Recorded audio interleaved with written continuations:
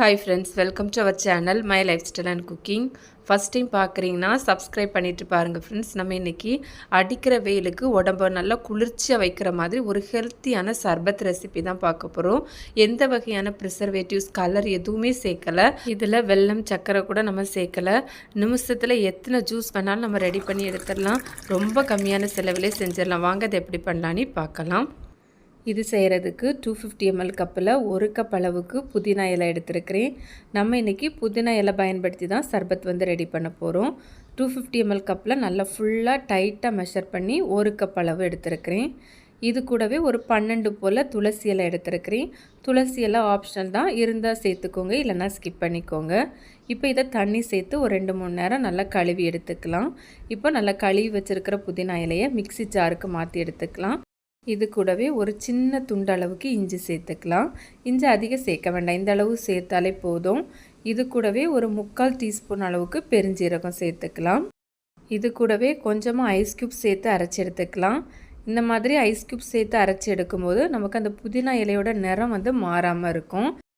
இது போல் அரைச்சிட்டு இது கூடவே ஒரு 1/4 கப் அளவுக்கு குளிர்ந்த தண்ணி சேர்த்து திரும்ப ஒருக்கா நம்ம அதை அரைச்சி எடுத்துக்கலாம்.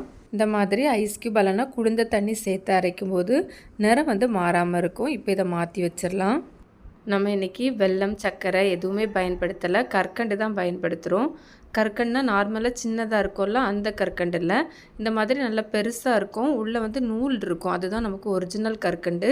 இந்த கற்கண்டு தான் பயன்படுத்தணும். இல்லைனா இதுக்கு பதிலாக நீங்கள் பனங்கற்கண்டு எடுத்துக்கலாம். இல்லை உங்களுக்கு வெள்ளை சர்க்கரை போதும்னா வெள்ளை சர்க்கரையோ இல்லைனா நாட்டு சர்க்கரையோ பயன்படுத்தி கூட செய்யலாம்.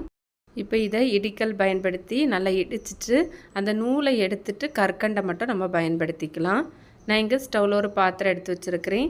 இதில் 250 ml கப்பில் நல்லா ஃபுல்லாக மெஷர் பண்ணி 1 கப் அளவுக்கு கற்கண்டு சேர்த்துக்கலாம். இது கூடவே ஒரு 3/4 கப் அளவுக்கு தண்ணி சேர்த்துருக்கிறேன். நம்ம சேர்த்துருந்த கற்கண்டெல்லாம் நமக்கு நல்லா கரைஞ்சி வரணும். இது போல் நிறைய ஹெல்த்தியான சர்பத் ரெசிபி, சம்மர் ட்ரிங்க்ஸ்லாம் நம்ம சேனலில் இருக்குது. அதோட லிங்க் எண்டு ஸ்க்ரீன் ஐகார்ட்லலாம் கொடுத்துருக்குறேன். ஃப்ரீ டைமில் சேனலையும் விசிட் பண்ணி பாருங்கள், கண்டிப்பாக யூஸ்ஃபுல்லாக இருக்கும். இது போல் நல்லா கற்கண்டெல்லாம் கரைஞ்சி கொதி வரணும். நல்லா கொதிக்க ஆரம்பித்ததும் இதில் நம்ம ஏற்கனவே அரைச்சி வச்சுருந்தோம்ல புதினா, அதை இதில் சேர்த்துக்கலாம்.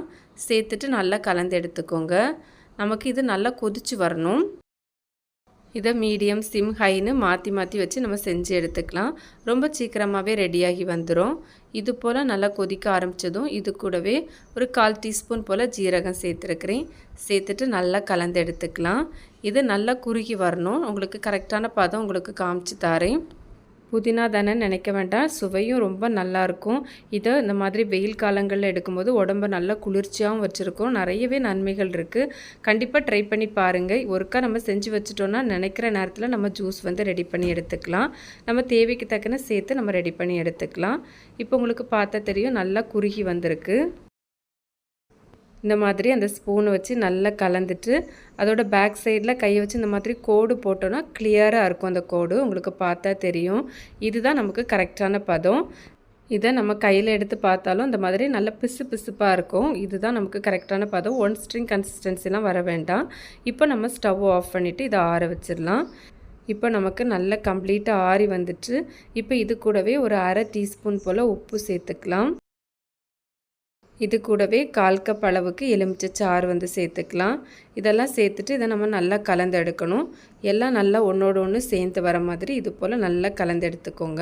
அவ்வளோந்தான், ரொம்ப ரொம்ப ஈஸியாக அந்த சர்பத் நம்ம ரெடி பண்ணி வச்சிடலாம். இது போல் நல்லா கலந்து எடுத்ததுக்கப்புறமா இதை நம்ம வடிகட்டி எடுக்கணும். நம்ம எடுக்கிற இந்த கரண்டி, பாத்திரம், இந்த பவுல் எதுலேயுமே ஈரம் எதுவுமே இருக்கக்கூடாது. அப்போ தான் நமக்கு இது ரொம்ப நாள் வரை கெடாமல் இருக்கும். இப்போ நம்ம இதை ஃபில்டர் பண்ணி எடுத்துக்கலாம். உங்களுக்கு பார்த்தாலே தெரியும், நல்லா ஒரு பச்சை நிறத்தில் இருக்குது. நம்ம இதில் எந்த எக்ஸ்ட்ரா கலர் எதுவுமே சேர்க்கலை. நம்ம புதினா அரைக்கும்போது அந்த ஐஸ் க்யூப் சேர்த்து அரைக்கும்போது அந்த கலர் நமக்கு மாறாமல் இருக்கும். நம்ம 1 கப் அளவுக்கு தான் புதினா எடுத்திருந்தோம். அதுக்கே நமக்கு நிறைய சர்பத்து கிடச்சிருக்கு. நீங்கள் உங்கள் தேவைக்கு தக்கன புதினா சேர்த்து சர்பத் ரெடி பண்ணி எடுத்துக்கலாம். இப்போ நம்ம இதை ஸ்டெர்லைஸ் பண்ண பாட்டிலில் சேர்த்து ஸ்டோர் பண்ணி எடுத்துக்கலாம். வெளியே வச்சோன்னா 1 வாரம் தான் நமக்கு இருக்கும். ஃப்ரிட்ஜில் வைக்கும்போது ஒரு 2 மாதம் வரை கெடாமல் இருக்கும். தண்ணி இதில் படாமல் பார்த்துக்கோங்க. இப்போ இதை பயன்படுத்தி ஜூஸ் எப்படி ரெடி பண்ணலான்னு பார்க்கலாம். நம்ம எடுத்திருந்த சர்பத்தில் ஒரு 1/4 கப் அளவுக்கு சர்பத்து சேர்த்துருக்கிறேன். இது கூடவே ஒரு 1/2 லிட்டர் அளவுக்கு தண்ணி சேர்த்துக்கலாம். நமக்கு தேவைக்கு தக்கன நம்ம இதில் சர்பத்து தண்ணியெல்லாம் சேர்த்து கலந்து எடுத்துக்கலாம். கூடவே ஊற வச்சுருந்த சப்ஜா சீரையும் சேர்த்துருக்கிறேன். ரொம்ப ஈஸியாக சர்பத்தை சேர்த்துட்டு தண்ணியை கலந்தோன்னா நிமிஷத்தில் எத்தனை கப் வேணாலும் நம்ம இதில் ஜூஸ் ரெடி பண்ணி எடுத்துக்கலாம். இந்த அடிக்கிற வெயிலுக்கெலாம் வெளியே போயிட்டு வந்தாலே ஏதாவது ஜில்லுன்னு குடிக்கணும் போல் இருக்கும். இந்த மாதிரி சர்பத்தை ரெடி பண்ணி வச்சுட்டோன்னா நிமிஷத்தில் நம்ம வந்து ரெடி பண்ணி குடிச்சிடலாம். ரொம்ப ஹெல்த்தியாகவும் இருக்கும். கண்டிப்பாக மிஸ் பண்ணாமல் ட்ரை பண்ணி பாருங்கள். ட்ரை பண்ணி பார்த்துட்டு உங்களுக்கு எப்படி வந்ததுன்னு மறக்காமல் கமெண்ட்ஸ் பண்ணுங்கள். ரெசிபி வீடியோ கண்டிப்பாக உங்களுக்கு பிடிக்கும். பிடிச்சிருந்தால் லைக்கோட ஹைப்பும் பண்ணிவிட்டு சப்ஸ்கிரைப் ஷேரும் பண்ணுங்கள் ஃப்ரெண்ட்ஸ். தேங்க்ஸ் ஃபார் வாட்சிங். பாய்.